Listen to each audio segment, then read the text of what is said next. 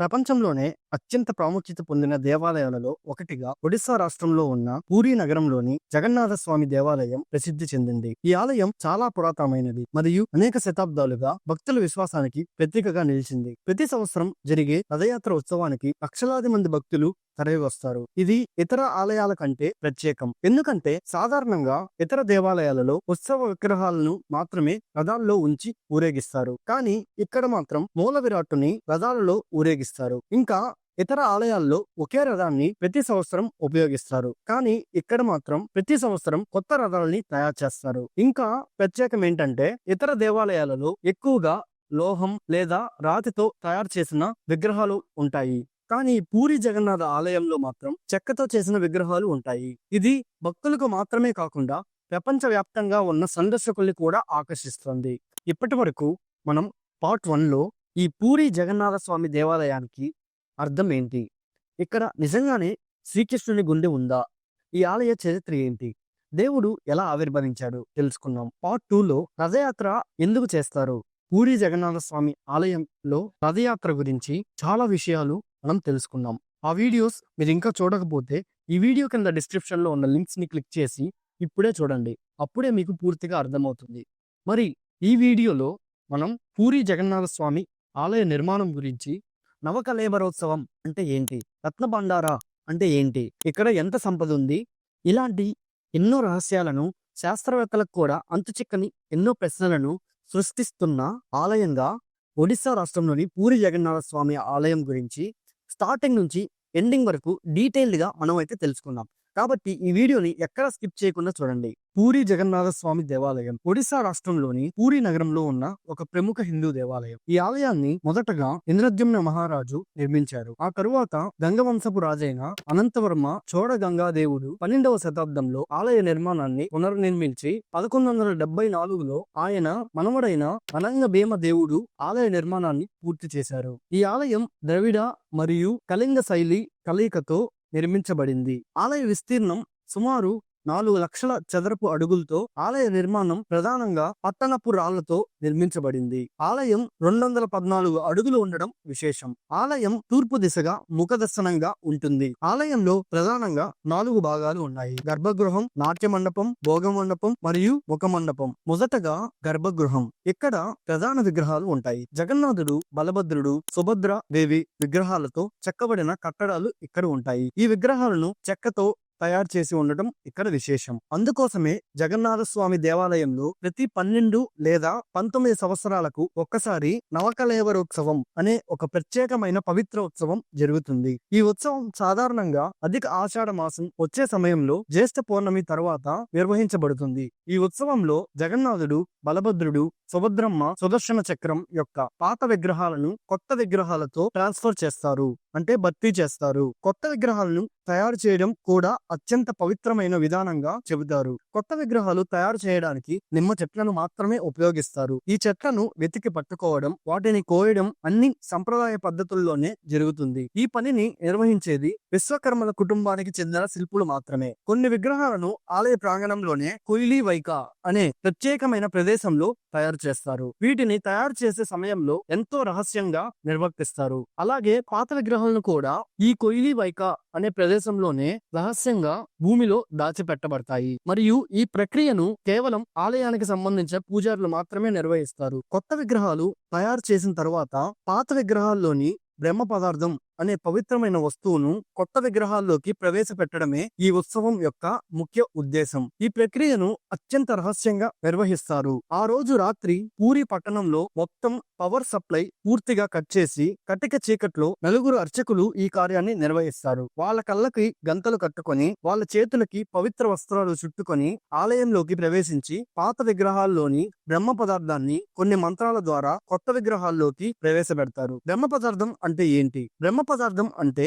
ఏంటి అనే విషయం ఇప్పటికీ ఒక మిస్టరీ లాగే ఉంది. ఇది అసలు శ్రీకృష్ణుని గుండె అని చాలా మంది నమ్మకం. కానీ ఒక కథ ప్రకారం జరాసంధుడు మృత్యువునికి గురైన తరువాత అతని కుమారుడు జర కృష్ణుని గుండెను రక్షించి దాన్ని ఇక్కడ నిల్వ చేశాడు అని కొన్ని కథనాలు చెప్తున్నారు. కాలక్రమేణా అది పూరి జగన్నాథ దేవాలయంలో బ్రహ్మ పదార్థంగా ప్రతిష్ఠించబడిందని కొందరు చెప్తూ ఉంటారు. కానీ బ్రహ్మదేవుడు విగ్రహాలని ప్రతిష్ఠించేందుకు మొదట్లో ప్రాణ ప్రతిష్ఠ చేసి ఆ బ్రహ్మ పదార్థాన్ని ఆ జగన్నాథుని విగ్రహంలో పెట్టాడనేది కొందరి నమ్మకం. ఈ విధంగా ఇది శ్రీకృష్ణుని గుండె అని, ఇంకా శ్రీకృష్ణుని ఆత్మ అని, ఇలా చాలా కథనాలైతే వస్తూ ఉంటాయి. అది ఏంటి అనేది ఇంకా మిస్టరీగానే ఉంది. రెండవది జగన్మోహన మండపం. ఇది ప్రధాన మండపం. ఇక్కడ నుండే భక్తులు స్వామివారిని దర్శించుకుంటారు. ఈ మండపం అద్భుతమైన శిల్పకళతో అలంకరించబడింది. మూడవది నాట్య మండపం. ఇది సంగీత నృత్య కార్యక్రమాలు నిర్వర్తించడానికి వినియోగించబడే ప్రాంగణం. ఇందులో పురాతన శిల్పకళను చూడవచ్చు. నాలుగవ గది భోగ మండపం. ఇక్కడ ప్రసాదం తయారీ మరియు పంపిణీ జరుగుతుంది. ప్రతిరోజు భక్తులకు మహాప్రసాదం అందించబడుతుంది. ప్రపంచంలోనే అత్యంత పెద్ద వంటశాలగా ప్రసిద్ధి చెందింది. ఇక్కడ సుమారు 56 నైవేద్యాలు ప్రతిరోజు తయారు చేస్తారు. ఈ వంటశాలలో సుమారు 30 వంటగదులు ఉంటాయి. దాదాపు 752 మట్టి కుండలు ఉపయోగిస్తారు. అన్ని వంటలను మట్టి కుండల్లోనే ఉపయోగించడం ఇక్కడ ప్రత్యేకత. ఆసక్తికరమైన విషయం ఏంటంటే ఒకదానిపై ఒకటి పెట్టి 7 మట్టి కుండలు పెడతారు. కింద మంట పెట్టినప్పుడు కింద ఉన్న మట్టి కుండ కాకుండా పైన ఉన్న మట్టి కుండ ముందుగా ఉడికి దాని తరువాత దాని కింద కుండ ఉడికి ఇలాగా చివరిగా ఉన్న కుండ ఉడుకుతుంది. కానీ సాధారణంగా మంట పెట్టిన తర్వాత దానిపైనుండే కుండ ఉడకాలి, దాని తర్వాత దానిపైన ఇలా జరగాలి. కానీ ఇక్కడ వ్యతిరేకంగా పైన ఉడికి తర్వాత చివరిది ఉడుకుతుంది. ఇది కూడా ఆ కృష్ణుని లీలే అని చెప్తూ ఉంటారు. ఇంకొక విషయం ఏంటంటే ప్రసాదం తయారు చేసేటప్పుడు ఎవరికి ఆ స్పర్శ తెలియకుండా ఉండటానికి అందరూ గుడ్డలు కట్టుకొని వంట చేస్తారంట. ప్రతిరోజు ప్రసాదం దేవుడికి సమర్పించిన తరువాతే వాళ్ళకి వాసనలు వస్తాయని కొందరు చెప్తున్నారు. ప్రతిరోజు దాదాపు 1,00,000 మందికి పైగా భక్తులకు ఈ ప్రసాదం అందుతుంది. ఈ ఆలయ వంటశాల మరియు ప్రసాదం తయారు చేసే విధానం ప్రపంచంలో ఎక్కడా లేని ప్రత్యేకతతో కలిగి ఉంటుంది. ఈ ప్రక్రియకి లక్ష్మీదేవి పర్యవేక్షణలోనే జరుగుతుంది. ఒకవేళ వంటలో ఏదైనా పొరపాటు జరిగితే ఆ వంటను అప్పుడు ఒక కుక్క నీడ గోడపై కనిపిస్తుంది, లేదంటే ఒక కుక్క గోడపైన వెళ్తున్నట్లు కనిపిస్తుందంట. అప్పుడు ఆ వంటను మొత్తం భూస్థాపితం చేసి మళ్ళీ కొత్తగా వంట స్టార్ట్ చేస్తారు. ఇంకొక ఆసక్తికరమైన విషయం ఏంటంటే ఇక్కడ ఎప్పుడు ప్రసాదం ఒకరికి తక్కువ ఒకరికి ఎక్కువ అంటూ ఎక్కడా ఉండదు. ప్రతిరోజు అందరికీ సరిపడేలా కరెక్ట్ గా ప్రసాదం తయారవుతుంది. ఇది కూడా ఒక మిస్టరీ లాగా భక్తులలో ప్రసిద్ధి చెందింది. ఇక ఆలయం పైభాగంలో ఉండే సుదర్శన చక్రం ఎక్కడ నుండి చూసినా మన వైపే చూస్తున్నట్లుగా కనిపిస్తుంది. ఆలయం పైన జెండాని ప్రతిరోజు మార్చుతారు. ఒక్కరోజు జెండాని మార్చడం మిస్ చేసినా కానీ అది 18 సంవత్సరాల పాటు ఆలయాన్ని మూసివేయాలని కొందరు చెబుతారు. అందుకే ఎంత పెద్ద ప్రకృతి వైపరీత్యం జరిగినా ప్రతిరోజు ఒక పూజారి పైకెక్కి జెండాను మార్చడం ఒక అలవాటుగా కొనసాగుతుంది. ఇక ఈ ఆలయం పైన పక్షులు ఎగరవు, విమానాలు ఎగరవు. ఈ ఆలయం పైన ఎగిరే జెండా గాలికి వ్యతిరేక దిశలో ఎగురుతుంది. ఇలా ఎన్నో వింతలు ఈ ఆలయంలో జరుగుతూ ఉంటాయి. అలాగే ఈ ఆలయంలో ప్రధానంగా 4 ద్వారాలు ఉంటాయి. అవి ప్రతీకాత్మకంగా ప్రత్యేక పేర్లు కలిగి ఉంటాయి. మొదటిది సింహద్వారం. ఇది తూర్పు ద్వారం, ప్రధాన ప్రవేశ ద్వారం. సింహాలు ఇక్కడ అటు ఇటు ఉన్నందువల్ల దీనికి ఈ పేరు వచ్చింది. భక్తులు ఎక్కువగా ఇక్కడి నుంచే ఆలయంలోకి ప్రవేశిస్తారు. ఈ ద్వారం తూర్పు ముఖంగా ఉండి బడాదందా లేదా పెద్ద రోడ్డుకు దారి చూపుతుంది. బైసీ పహాచా లేదా 22 మెట్ల వరుస ఆలయ భవనంలోకి దారి చూపిస్తుంది. భక్తులు గర్భగృహంలో ఉన్న దేవతలను దర్శించడానికి ఈ మెట్లు తప్పనిసరిగా దాటి వెళ్ళాలి. ఈ మెట్లు మనిషి జీవితంలోని దశలను సూచిస్తాయి. జననం, శిశువు, బాల్యం, పాఠశాల, యవ్వనం, వృత్తి, వివాహం, కుటుంబం, బాధ్యతలు, ఆర్థిక స్థిరత్వం, ఆధ్యాత్మిక చింతన, ఆరోగ్యం, మానసిక శాంతి, ఆత్మాశ్రయం, త్యాగం, భక్తి, ఆత్మ నివేదిక, ఆధ్యాత్మిక సమగ్రత, మోక్షం. 22 మెట్లను దాటడం ద్వారా మనిషి మోక్షాన్ని పొందుతారని భక్తులు నమ్ముతారు. తమ పాపాలు తొలగిపోతాయని, మోక్ష మార్గంలోకి వెళ్తారని నమ్మకం ఉంది. భక్తులు ఈ మెట్లను నమస్కరిస్తూ తీర్థం తీసుకుంటూ పైకి ఎక్కుతారు. ఇంకా ఒక కథ కూడా ఉంది. చాలా కాలం నుండి చనిపోయిన పాపులు నరకానికి రాకపోవడంతో యముడు బ్రహ్మ వద్దకు వెళ్లి భూమిపై ఎవరు పాలిస్తున్నారో అడుగుతాడు. దాంతో బ్రహ్మదేవుడు యముణ్ణి వెంట తీసుకుని పూరి జగన్నాథ క్షేత్రానికి వెళ్తాడు. అక్కడ భక్తులతో కిటకిటలాడుతున్న ఆలయాన్ని చూసి యముడు ప్రశ్నిస్తాడు. బ్రహ్మదేవుడు పూరి జగన్నాథ క్షేత్రం యొక్క విశిష్టతను వివరిస్తాడు. అప్పుడు జగన్నాథుడు ప్రత్యక్షమై యముడికి ఒక వరం ఇస్తాడు. ఎవరైతే నా దర్శనం తరువాత తిరిగి వచ్చేటప్పుడు మూడో మెట్టు ఎక్కుతారో వారిని వారి పాపాలు వెంట తీసుకెళ్తారని చెబుతారు. అందుకే భక్తులు మూడో మెట్టును తొక్కకుండా జాగ్రత్త పడతారు. సంస్కృతంలో పతిత పావనగా పిలిచే జగన్నాథుని శిల్పం ప్రవేశంలో కుడివైపున చెక్కి ఉంటుంది. పతిత పావన అంటే దిగజారిన, అణగారిన వారి బాంధవుడు అని అర్థం. ప్రాచీన కాలంలో అంటరాని వారుకు ప్రవేశం ఉండేది కాదు కనుక వాళ్ళు ఈ పతిత పావనని పూజించేవాళ్ళు. జయ, విజయ అనే ఇద్దరు ద్వారపాలకులు ద్వారానికి రెండు వైపులా నిల్చొని ఉంటారు. రథయాత్ర మొదలయ్యే ముందు జగన్నాథ్, బలభద్ర, సుభద్రల విగ్రహాలను ఈ దారిలోనే తీసుకెళ్తారు. వాటిని గుండీచా మందిరం నుంచి తీసుకువచ్చేటప్పుడు తనను నిర్లక్ష్యం చేసి తమతో పాటు యాత్రకు తీసుకు వెళ్లనందుకు అలిగిన మహాలక్ష్మిని జాతర రూపంలో శాంతపరుస్తారు. అప్పుడే విగ్రహ రూపంలో ఈ ద్వార తలుపుల పైన ఉన్న మహాలక్ష్మి వారిని ఆలయంలోకి రావడానికి అనుమతిని ఇస్తుంది. ప్రధాన ద్వారం ముందు అద్భుతమైన 16 ముఖ ఏకశిలా స్తంభమైన అరుణ స్తంభం కూడా ఉంది. దీని పైభాగంలో సూర్య భగవానుడి రథసారథి అయిన అరుణుడి విగ్రహం ఉంటుంది. అసలు ఈ స్తంభం కోణార్కులోని సూర్య ఆలయంలో ఉంటే కూర్జా మహారాజు ఇక్కడికి మార్పిడి చేయించారు. రెండవ ద్వారం హస్తిద్వార్. ఇది ఉత్తర ద్వారం. ఇది సంపదను సూచిస్తుంది. ఇక్కడ అటు ఇటు 2 ఏనుగులు ఉండటం వల్ల దీన్ని హస్తిద్వార్ అని పిలుస్తున్నారు. మూడవ ద్వారం అశ్వద్వారం. ఇది దక్షిణ ద్వారం. ఇక్కడ 2 గుర్రాలు అటు ఇటు ఉండడం వల్ల ఆ పేరు దీనికి వచ్చింది. నాలుగవ ద్వారం వ్యాఘ్రద్వారం. ఇది పశ్చిమ ద్వారం. ఇక్కడ పులులు 2 వైపులా ఉన్నందువల్ల దీనికి ఆ పేరు వచ్చింది. ఇక ఆలయ పైభాగంలో ఉన్న సుదర్శన చక్రం అనేది చాలా ప్రత్యేకమైనది. దీన్ని నీల చక్రం అని కూడా పిలుస్తూ ఉంటారు. ఈ చక్రం సుమారు 20 అడుగుల ఎత్తులో ఉంటుంది. దీని ప్రత్యేకత ఏంటంటే ఎక్కడి నుంచి చూసినా ఇది ఒకే విధంగా కనిపిస్తుంది. ఈ ఆలయం పైన ఎన్నోసార్లు దాడులు జరిగాయి.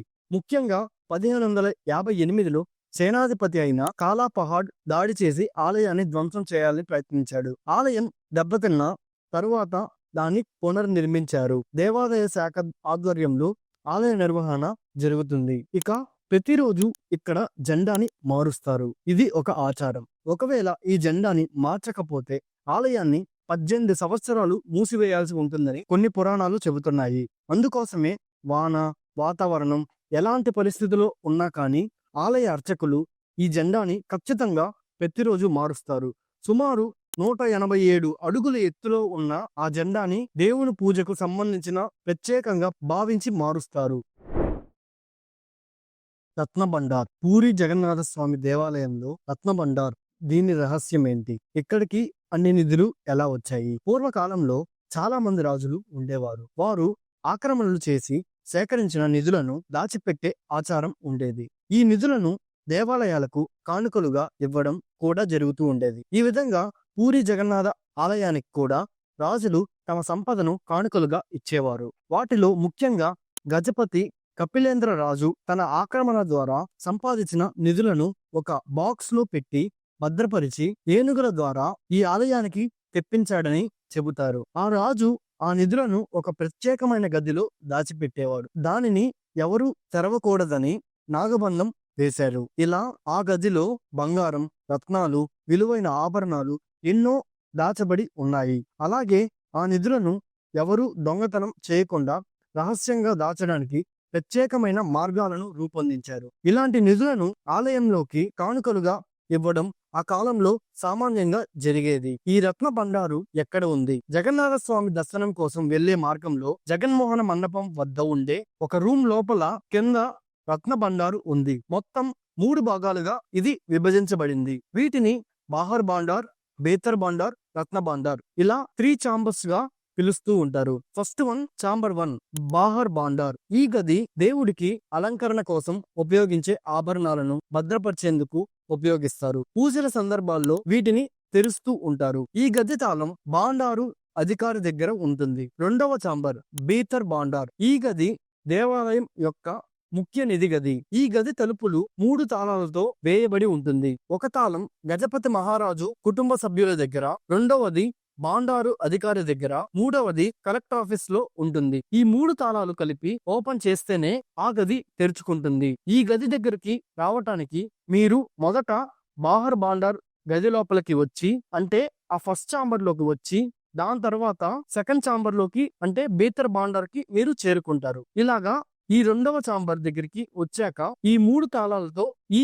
2వ ఛాంబర్ ని మనం తెరవచ్చు. ఒకసారి బేతర్ బాండార్ ను 1978లో మే 13న తెరిచి ఒక 70 రోజుల పాటు అక్కడ ఉన్న ఆభరణాలను లెక్కిస్తూ 1978 జూలై 23 వరకు తెరిచి లెక్కించబడింది. కానీ కొన్ని రాజకీయ ఒత్తిడిల వల్ల లెక్క పూర్తిగా చేయలేకపోయారు. ఆ తరువాత 2018లో కోర్టు తలుపులు తెరవాలని ఆదేశించింది. కానీ ఒక తాళం పోయినందువలన వారు ఓపెన్ చేయలేకపోయారు. కానీ బీజేపీ అధికారంలోకి వచ్చిన తరువాత ఒక డూప్లికేట్ తాళం చెవి దొరికింది. చివరిగా జూలై 14, 2024న 46 సంవత్సరాల తర్వాత తెరిచి అందులో ఉన్న ఆభరణాలను మరియు నిధులను పరిశీలించారు. ఆ సమయంలో దాదాపు 2 టన్నుల బంగారం, 500 కిలోల వెండి, అనేక వజ్రాలు మరియు మాణిక్యాలు ఉన్నాయని లెక్కించబడింది. కానీ రాజకీయ మరియు భద్రతా కారణాల వల్ల దాన్ని పూర్తిగా లెక్కించలేకపోయారు. ఈ ప్రక్రియలో బంగారం మరియు వెండి వస్తువులను తాత్కాలిక గదిలోకి మార్చారు.